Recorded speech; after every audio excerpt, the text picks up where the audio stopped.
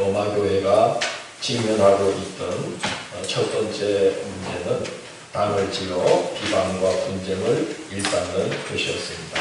바울은 이런 상황에 대해 판단하는 것은 하나님께 맡기고 비방과 정죄를 멈추라고 권면하였습니다.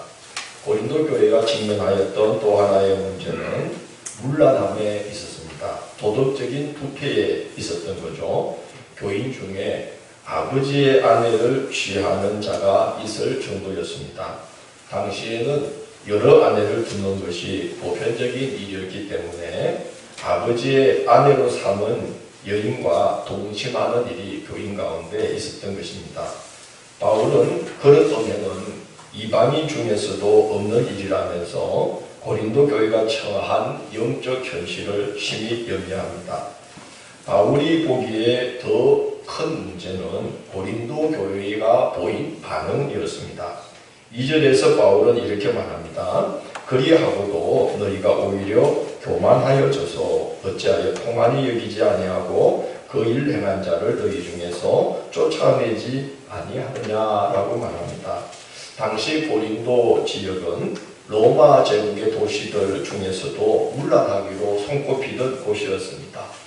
번성한 항구 도시인데다가 또 로마 군단이 대규모로 주둔하고 있던 군사 도시였고 고린도에는 미의 여신 아프로디테를 섬기는 신전이 있어서 지역의 남자들이 가능한 한 많은 수의 창기들을 대동하여서 아프로디테를 만족시키는 신전의식을 음란하게 행하던 그런 지역이었습니다.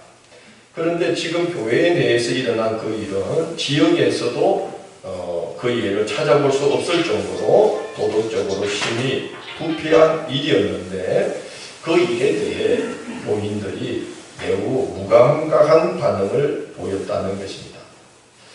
믿음의 길을 가는 성도가 어쩌다가 그런 일을 하게 되었는지를 안타깝게 여겨야 하는데 고린도 교인들은 통한이 여기지도 않고 무덤덤하게 그것을 여겼다는 것입니다. 그 상황을 탓하기 전에 바울은 그 원인을 이렇게 이야기합니다. 너희가 오히려 교만하여져서라고 말을 합니다. 그런 행위를 서슴지 않고 하는 것을 오히려 영적 수준이 높은 것으로 여기는 경향이 있었다는 것이죠. 그런 경향은 비단 고린도 교회만의 문제가 아니었습니다.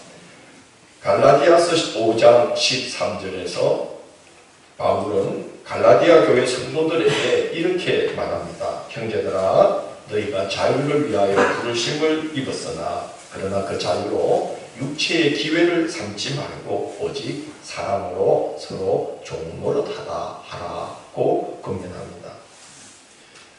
복음은 우리를 진리 안에서 자유케 합니다. 예수님이 진리가 너희를 자유케 하리라고 말씀했습니다. 그 자유는 우리를 죄와 타락으로 치닫게 하는 그런 본성을 이길 수 있는 그 죄와 사망의 권세에 매이지 않을 수 있는 능력, 그 자유를 우리에게 복음이 주신다는 말씀입니다. 죄를 이기는 능력을 얻게 된다는 것입니다. 그런데 당시 고린도 교회 내에는 자유를 잘못 이해해서 일체의 종교적, 도덕적 규례에 매이지 않는 그런 상태를 자유라고 이해하는 자들이 많았습니다. 믿음으로 인하여 이미 구원을 받은 영혼이기 때문에 육신으로는 무슨 일을 행하든지 구원받은 사실이 무효화되지 않는다고 주장을 했고 또 그런 믿음을 수준 높은 믿음으로 참 자유에 이른 믿음이라고 자부하는 자들이 있었던 것입니다. 이런 일이 생기게 된 배경에는 당시에 영지주의라는 헬라 지역에 만연했던 사회 풍습, 그런 사고 구조도 영향을 끼쳤어요.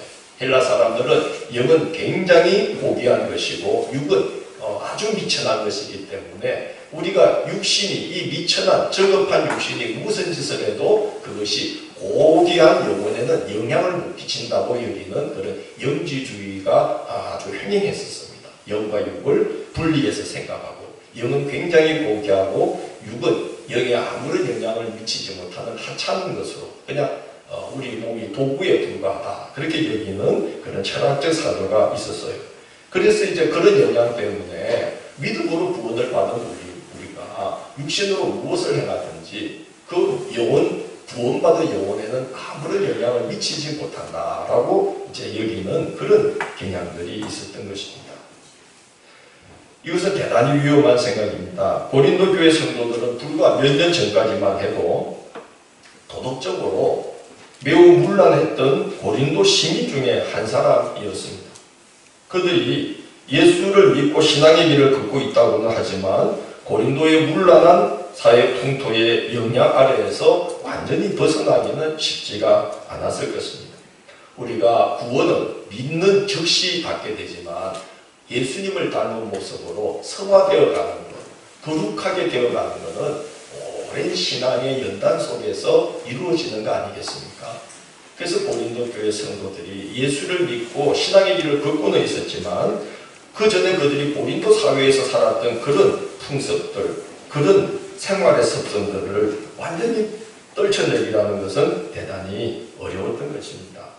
오늘날의 교회가 물질주의, 자본주의, 편리주의가 판을 치는 이 사회 분위기 속에서 교회와 성도들이 완전히 자유롭기가 어려운 것과 마찬가지죠. 그 당시 그 시대의 가장 큰 문제는, 심각한 문제는 도덕적인 부패, 성적인 문란이었던 거예요. 오늘날의 문제가 이 자본주의, 물질주의, 개인주의, 이기주의, 편리주의가 오늘날 상당히 심각한 인간의 정신을 훼손시키는 심각한 문제고 교회가 그것에서 자유롭지 못한 것과 마찬가지로 그 당시에는 사회를 어지럽히고 인간의 영혼을 썩게 만드는 가장 심각한 문제가 성적인 문란과 도덕적인 무질서, 부패함이었던 거고 교회도 거기서 자유로울 수가 없었던 거예요. 상황이 그러하기 때문에 고린도 교회는 도덕적 방종에 무감각해질 위험이 매우 큽니다. 주변이 다 그러니까 그럴 수도 있지 그 정도를 가지고 그렇게 여길 수 있는 것입니다. 그런 상황에 도덕적 방종을 믿음으로 자유를 누리는 그런 수준 높은 신앙으로 여기는 분위기가 형성된다면 교회가 어떻게 되겠습니까? 예수님은 제자들과 당신을 따르는 무리들을 향해서 너희는 세상의 빛이라, 너희는 세상의 소금이라 하시고 소금이 만일 그 맛을 잃으면 무엇으로 짜게 하리요? 후에는 아무 쓸데없어 밖에 버리워져 사람들에게 밟힐 뿐이라고 말씀했습니다. 교회가 쓸모없어진다는 거죠. 버림을 받게 된다는 겁니다. 교회가 변질되어서 쓸모없게 변하는 것은 한순간이다 라는 걸 우리가 지난주에 말씀을 나눴습니다. 6절을 보면 너희가 자랑하는 것이 옳지 아니하도다 라고 바울이 고린도 교회의 상황을 심히 염려합니다. 그들은 그런 죄를 범하면서도 자랑을 했다는 겁니다. 교만한 가운데 자기들이 수준 높은 신앙이라고 우리의 믿음은 일체 어떤 도덕적 규범에도 전혀 매이지 않는 참으로 자유한 신앙이라고 그렇게 자랑까지 하고 있었다는 겁니다. 신앙이 이렇게 변질되는 게 참으로 한순간의 일이라는 것이죠. 로마서 1장 32절을 보면 바울이 그 시대를 가리켜서 탄식하기를 이렇게 말합니다. 그들이 악행을 일삼을 뿐만 아니라 그런 일을 행하는 자를 옳다 하느니라고 말합니다. 사람이 그 악으로 이렇게 치닫다 보면 분별할 수가 없어서 나중에 정말 신앙인으로서 해서는 안 될 일을 하면서도 사람들이 그 분간을 못하는 지경이 이르죠. 옳다 하느니라 하는 그런 지경까지 갈 수가 있다는 것입니다. 웬델벨이라는 그 환경운동가가 2002년도에 책을 한 권 냈어요. 나에게 컴퓨터는 필요 없다라는 책을 냈어요. 그때 저도 이제 환경, 자연 이런 데 굉장히 매료됐던 때라서 나오자마자 사서 읽었습니다. 웬델벨이라는 그런 운동가인데 그가 그 책 속에서 그 시대의 교회를 이렇게 평했어요. 세상은 악마를 닮아가고 있는데 안타깝게도 교회는 세상을 닮아가고 있다. 그렇게 말을 했습니다. 여러분, 세상이 악마를 닮아가고 있는데, 즉 교회가 세상을 닮아가면 교회가 어떻게 된다는 거예요. 이 심각한 문제인 것이죠. 웬델베리는 사실은 굉장히 독실한 기독교인입니다. 그 평생토록 그는 은둔 생활하는 중에도 그 지역의 교회에 가서 교회학교 교사로서 평생 헌신했던 분이에요. 교회의 비판적인 분이 아니에요. 교회에 몸담고 있었고 교회를 너무나 사랑했던 분인데 그가 볼 때에 그 시대의 교회가 급속도로 세상을 닮아가고 있었다는 것입니다. 그래서 그는 세상이 악마를 닮아가고 있는데 교회가 세상을 닮아가고 있습니다 라면서 굉장히 염려를 하였습니다. 어쩌다 보니까 그렇게 되는 것을 우리는 이제 분별도 못하고 있다는 거죠. 교회가 얼마나 하나님에게서 멀어지고 얼마나 세상에 그만큼 더 가까이 가고 있는지를 분간을 못하면서 가고 있다는 거예요. 그렇게 변질되어 가는 부분 가는 것은 순식간에 일인 것 같습니다. 지난 목요일에 천안을 다녀왔어요. 이제 올 10월에 열리는 우리 감리교단 총회 3남연의 대표로 또 대표 중 하나로 제가 이번에 교단의 목회자 수급, 그러니까 졸업생과 입학생을 조절하는 이 목회자 수급 및 목사 장로 진급 과정 대책위원으로 위촉이 되어서 이번에 천안에서 첫 회의가 열렸어요. 천안의 충청연회죠. 거기는 우리 삼남연회고 회의에 다녀왔습니다. 목요일에. 회의를 마치고 밥을 먹는데 곁에 있던 목사님이 폰을 다 꺼내더라고요. 요즘 폰은 이렇게 또 옛날처럼 접었다 폈다 하대요. 신기해요. 쫙 펴니까 화면이 커지더라고요. 쫙 펴면서 목사님 저희 교회가 요즘 건축 중인데요 하면서 조감도를 보여주는 거예요. 또 한눈에 딱 봐도 예사롭지가 않아요. 3층으로 딱 이렇게 짓고 있다고 그래요. 내가 보여달라 그러지도 않았는데 다 표출. 그래서 목사님 연금평이 500평인데 요즘 건축비가 평당 800만 원이나 돼요 그러는 거예요. 그리고 얼마죠? 40원이요. 예, 40원. 성구 또 음향, 영상시설 빼고 목사님 건축비만 뽑아보니까 40여억입니다. 그러는 거예요. 다 보여주면서. 한번 보니까 배가 아프더라고. 너무 예뻐. 1층에 카페, 또 사무실, 식당 다 들어가고 2층은 이렇게 박스형으로 다 돌출되어 있는데 그 정면이 통유리예요. 예배당. 3층이 사택. 42억. 저는 그분 왼쪽에 앉아서 밥을 먹고 있었는데 그분 오른쪽에 앉은 목사님이 그걸 이렇게 보시더라고요. 그러니까 또 보여드리더라고요. 목사님 기도해 주세요 이러면서 처음 만났는데 무슨 기도를 해줘. 잘 안 하는데. 근데 그 목사님이 보더니 수고가 많으시네요. 저희도 몇 년 전에 교회 건축을 해서 얼마나 힘든지 제가 그만 압니다. 목사님, 그러니까 그 목사님네는 연금평 몇 평인데, 그러니까, 저희는 그냥 조그맣게 졌어요. 연금평 1200평이에요. 목사님이 폰을 싹 줬더라고요. 조용히 듣더니 호주머니에 탁 넣대. 복음의 능력을 자랑하고 그리스도 예수의 십자가를 내세워야 할 교회가 어느새 교세를 자랑하고 규모를 자랑하고 시스템을 자랑하고 우리가 얼마나 대단한 사역들을 펼치고 있는지를 자랑하는 교회가 되었어요. 저는 그날 그분이 저한테 목사님 교인 몇 명 모여요? 라고 묻지 않는 게 정말 다행이었어요. 왜냐? 저는 괜찮아요. 그분이 놀랄까봐. 아니 급이 안 맞는 목사가 지금 자기들과 동급의 자리에 앉아서 회의를 하고 있는 게 얼마나 불편하시겠어요.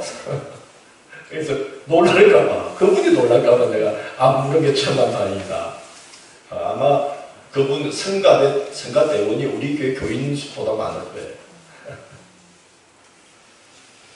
한 신앙인이 변질되는 것도 한순간이죠. 자신이 언제 그렇게 하나님에게서 엄청나게 멀리 떠나버리고 세상에 얼마나 가까워 있는지를 한 신앙인도 자기도 모르는 사이에 그렇게 가 있는 거죠. 자기도 모르는 사이에. 분별도 못하는 거죠. 그리고 우리들도 그가 그렇게 변해가는 걸 뭐 그렇게 대수롭지 않게 생각하는 거죠. 뭐 저런 신앙도 신앙의 한 종류다. 뭐 그렇게 생각하면서 같이 갈 수 있는 거예요. 교회도 그렇게 변질되는 게 순식간이지 않습니까? 보편적인 일이 되었어요. 목사님들이 폰 열고 교회 조감도 보여주면서 자랑하는 거. 이게 이제는 익숙한 일인 거예요. 아니 어느 교회에 목사님들 만나서 목사님 교회 성도님들이 얼마나 신실하십니까? 물어보는 목사님들 없어요. 성도님들이 기도 생활을 얼마나 열심히 하십니까? 물어보는 목사님도 거의 없어요. 만나면 그냥 그 교회를 평가하는 그 기준이 딱 두 가지예요. 몇 명 모입니까? 예산이 얼마입니까? 교회가 얼마나 큽니까? 그거죠. 우리가 어느 순간 이렇게까지 와 있는데 우리는 놀라지도 않아요. 그런 이야기를 나누면서 밥을 잘 먹고 왔어요. 그날 점심시간에. 별로 안 놀라요. 뭐 그럴 수 있는 거죠. 이렇게 생각하는 거죠. 바울은 오늘 이렇게 말하고 있습니다. 적은 누룩이 온 덩어리에 퍼지는 것을 알지 못하느냐. 생명력을 잃어버린 묵은 누룩이 몇 조각이 온 덩어리를 다 부패시키는 거 여러분 모릅니까? 부패한 썩은 누룩, 썩어버린 이 누룩 몇 조각만으로도 온 반쪽 덩어리를 못 쓰게 만들 수 있는 거 여러분 모릅니까? 그렇게 시작된 것이 온 덩이를 못 쓰게 만드는 걸 우리는 눈치도 못 채는 채 그렇게 갈 수 있습니다. 라고 이제 지금 바울이 말하고 있습니다. 바울은 교회의 순전함을 지키기 위해서라도 묵은 누룩을 내버리라고 권고합니다. 우리는 한 사람이라도 더 필요하다고 생각하고 이 길을 걷고 교회를 세워가고 있는데 바울은 교회의 순전함을 지키기 위해서라면 묵은 누룩을 내버리십시오 라고 권고해요. 7절을 보면 너희는 누룩 없는 자인데 새 덩어리가 되기 위하여 묵은 누룩을 내버리라. 유월절이 않고 그리스도께서 희생되셨더니라고 말합니다. 이스라엘이 무교병을 먹으면서 그 희생양의 피를 바르고 종되었던 자들이 하나님의 백성 새 이스라엘로 거듭나게 되었던 것처럼 이제 우리도 예수 그리스도의 피로 구원을 받았으니 이제는 우리도 누룩 없는 자들, 묵은 누룩들을 다 제하여 하나님 앞에 온전한 신앙 공동체 예수 그리스도의 몸을 이룬 교회를 우리가 세워줘야 되지 않겠습니까? 교회의 순전함을 지키는 거 이게 제일 중요합니다. 라고 지금 바울이 당부를 하고 있어요. 새 공동체를 이루어야 된다. 새 신앙 공동체가 돼야 된다. 종되었던 애굽이 무교병을 먹으면서 거룩한 하나님의 백성이 된 공동체로 변화된 것처럼 이제 우리도 예수 그리스도의 피로 속죄함을 받았으니 죄에서 건짐을 받았으니 이제는 누룩 없는 떡을 먹으며 하나님의 백성 된 이스라엘처럼 묵은 누룩을 제하고 우리는 새 신앙 공동체 교회를 이루어야 합니다. 라고 이제 바울이 권면하고 있는 것입니다. 8절에서 바울은 이렇게 권고합니다. 묵은 누룩으로도 말고 악하고 악에 찬 누룩으로도 말고 누룩 없이 오직 순전함과 진실함의 떡으로 하자라고 말합니다. 우리가 지난날 세상에서 행하던 온갖 죄악된 섭성과 악을 온전히 떨쳐버림으로써 진정한 신앙 공동체를 이루어야 한다는 말입니다. 바울이 염려하는 것은 세상에 속하여 악행을 일삼는 자들이 아니라고 말합니다. 여러분, 교회에 영향을 미치는 자들은 세상 밖에 있는 자들이 아닙니다. 교회를 부패시킬 수 있는 가장 큰 원인이 교회 밖에 있지 않다는 것. 여러분, 절에 다니시는 분들이 교회를 부패시킬 수 있을까요? 전혀 부패시키지 않습니다. 교회를 부패시킬 수 있는 자들이 누구겠습니까? 교회 안에 있는 우리들입니다. 교회를 한순간에 변질시킬 위험이 큰 자들, 순전한 덩어리가 되어야 될 우리를 썩어버리게 만드는 그 원인, 가장 위험한 요소는 바로 우리 자신입니다. 우리가 묵은 누룩이 되어버릴 때, 생명을 잃어버린 그런 썩은 누룩이 될 때에 우리 자신의 교회를 부패시키는 요인자가 될 수가 있는 것이죠. 그래서 오늘 그래서 바울 사도는 교회 밖에 있는 사람들과의 관계를 끊으라는 말이 아닙니다라고 말합니다. 교회 밖에 있는 사람들 중에 음란한 자도 있고 죄악을 일삼는 자도 있고 도덕적으로 부패한 자들도 있지만 우리가 그들과 관계를 끊는다면 우리는 세상 밖으로 나가야 합니다 라고 바울이 말합니다. 이 말은 지구를 떠나야 한다는 말이에요. 그렇게 살 수는 없다는 것이죠. 그러나 우리가 경계해야 될 것은 교회 안에서 하나님의 부르심을 받고도 여전히 새로운 무릎으로 새 덩어리를 만들어가는 데 힘쓰지 못하고 묵은 무릎으로 썩은 무릎으로 머물러 있는 이것을 우리는 경계하고 조심하고 조심해야 된다는 것이죠. 그것이 교회를 부패하게 만들기 때문이라고 바울은 말합니다. 그래서 바울은 그러한 것을 경계하고 경고하고 권징하여 문책함이 마땅하다라고 말합니다. 여러분, 하나님은 무조건 사랑을 베푸시기만 하는 분이 아닙니다. 주님은 주의 지팡이와 막대기로 안위하시는 분입니다. 지팡이는 보호하는 것이지만 막대기는 뭐 하는 거죠? 양들이 곁길로 가면 막대기로 어떻게 해요? 때려요. 지팡이는 이리 가야 된다 하고 이렇게 하는 거지만 그래도 말 안 듣고 곁길로 가면 뭘로 때려요? 지팡이와 막대기로 때려서라도 길을 인도하는 게 목자죠. 우리 하나님은 무조건 사랑을 베푸시는 분이 아니에요. 지팡이와 막대기로 친히 때리기도 하시며 이끌어 주시는 그런 참된 목자가 되시는 겁니다. 지난주일 본문 4장 21절을 보면 바울이 이렇게 말해요. 너희가 무엇을 원하느냐? 내가 매를 가지고 너희에게 나아가랴? 사랑과 온유한 마음으로 나아가냐고 묻겠습니다. 온유한 마음으로 사랑을 베풀어야 할 때가 있는가 하면 어떤 경우에는 단호하게 매를 대야 하기도 한다는 겁니다. 여러분, 우리 서부기 권사님은 저랑 여행을 많이 다녔죠, 그죠? 효도관광을. 우리 박윤자 집사님은 그 이후에 오셔서 우리가 매년 효도관광을 다니는 거 잘 기억이 안 나실 텐데, 전에 금산교회 갔던 거 기억납니까, 권사님? 저 전주에인가요? 그 어디 전라도 어디를 갔더니 한옥교회, 기업자로 된 한옥교회 기억나시나요? 기업자 교회에 갔었어요. 예, 남자들은 이쪽에, 여자들은 이쪽에, 목사님은 그 가운데. 기업자 교회예요. 그게 이제 금산교회예요. 그 교회의 이제 역사 자료실을 우리가 쭉 둘러봤잖아요. 권사님 기억나시는지 모르겠는데, 그죠? 이렇게 유리로 딱 해가지고, 그죠? 그 보니까 뭐가 있냐면은 권징록이 있어. 권징록. 권징록이 뭔지 아십니까? 그 교회에서 징계를 받은 분들의 명단이 있는 거야. 야, 교회가 그랬던 때가 있대요. 아무개 집사 무슨 일로 인하여 이제 권징을 받았어. 근데 이렇게 있는데 어떤 부분은 보면 지워져 있어. 그 왜 지워져 있을까요? 그 가족들이 목사님께, 성도님들께 사정사정하는 거예요.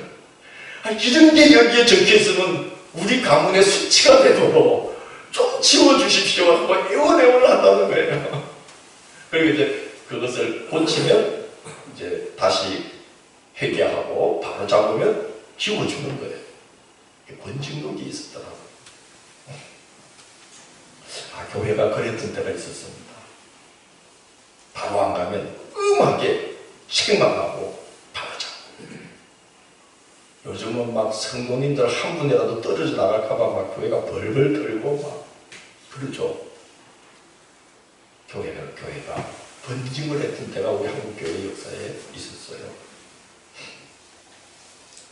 왜 그래야만 했겠습니까? 적은 묵이 온 덩어리에 퍼져서 덩이 전체를 못 쓰게 만드는 일이 순식간의 일이기 때문입니다. 그래서 하나님께서 어떤 경우에는 직접적으로 개입할 수 있기도 하는 것 같아요. 그래서 사람이 하지 않으면 하나님께서 나서서 흩어버릴 건 흩어버리시고 잘라낼 건 잘라내시고 거두어드릴 건 거두어드리시고 그러는 것 같습니다. 함께 볼까요? 흩어버리는 것도 하나님이시고 모아드리는 것도 하나님이시다. 하나님이 우리 교회는 순전한 뜻 어머니들이 되어서 하나님이 이뻐하셔서 아이고 거기 보내면 다 예쁜 성도로 키우는구나. 그리고 하나님이 우리 교회로는 다 모아들여 주시는 교회가 되기를 축원합니다. 아멘. 아이고 너희 놔뒀다가는 저 멀쩡한 덩어리도 썩은 누룩, 묵은 누룩 때문에 저 썩어버린다. 안 되겠다. 니 안 여기 있으면 안 된다. 흩어버리고 그런 교회가 되면 얼마나 슬픈 일이에요. 함께 합시다. 흩어버리는 것도 하나님이시요. 모아드리는 것도 하나님이시다. 예, 요즘은 교회가 번징을 안 하니까 하나님이 번징을 하셔요. 이리저리 하면서 모아드릴 곳으로는 모아드리고 흩을 곳으로는 흩어버리고 그러시는 것 같습니다. 고린도 교회가 신앙적으로 무분별한 곳이 되어버렸어요. 도덕적으로 매우 심하게 부패해지다 보니까 어떤 지경까지 갔느냐. 세상에 성도들끼리 싸우기 시작해요. 성도들끼리.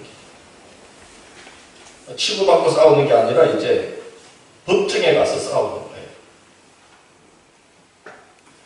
6장 6절을 보면 바울이 탄식을 합니다. 형제가 형제와 더불어 고발할 뿐더러 믿지 아니하는 자들 앞에서 하느냐라고 말합니다. 세상을 판단하고 세상을 심판하는 자리에 있어야 할 교회가 서로 고발하며 세상 법정에서 성도들이 다투는 지경에 이르게 되었다는 거예요. 이 교회가 이런 지경까지 가면은 하나님 나라를 상속받지 못합니다. 나중에도 상속받지 못하지만 그런 교회는 하나님 나라의 모습을 이 땅에 절대로 나타낼 수가 없는 것이죠. 그래서 바울은 그런 상황들을 안타까워하면서 우리가 다 장차 하나님의 심판대 앞에 서게 될 것인데 그때 우리는 이 몸으로 어떻게 살아왔는지 이 몸을 거룩한 의의 병기로 하나님께 드려서 하나님 영광을 나타내면서 살아왔는지 주님 위해서 쓰라고 주신 이 몸을 우리가 내 육신을 따라서 내 마음의 소욕을 따라서 마음대로 써서 불의의 병기로 내어드렸는지 이거 우리 주님 앞에 섰을 때에 우리 몸으로 살아온 것을 다 심판받게 되는 날이 있다. 이렇게 말하면서 우리가 믿지 아니하는 이 세상 속에서 건짐을 받았으니 이제 우리의 삶도 그들과 온전히 구별된 자리에 이르러서 우리가 서로가 깨끗한 순전한 덩어리를 이루어서 이 교회를 주님의 순전한 몸으로 이 세상에 나타내는 그런 귀한 도구로 우리가 우리 몸을 써야만 됩니다. 라고 오늘 바울이 고민하고 있습니다. 우리가 우리의 몸을 이제 주님 앞에 거룩하게 내어드리고 그래서 우리가 다 주님이 거하실 거룩한 성전으로 세움을 받아서 하나님께 우리 몸으로 영광을 돌려드리는 그런 신앙인들이 되어야 되겠습니다. 우리 함양제일교회 이렇게 묵은 누룩, 썩은 누룩 그 몇 조각으로 부패해져가는 그런 덩어리가 아니라 우리 모두가 다 이제 누룩 없는 순전한 모습의 성도들로 다 세워져서 순전한 한 덩어리로 주님의 몸을 깨끗하게 이 세상에 보여드리는 그런 귀한 교회로 세워지고 그 일에 우리의 육신에 남은 삶들을 다 귀하게 의의 병기로 쓰임받는 복된 성도들이 되시기를 주의 이름으로 구명합니다.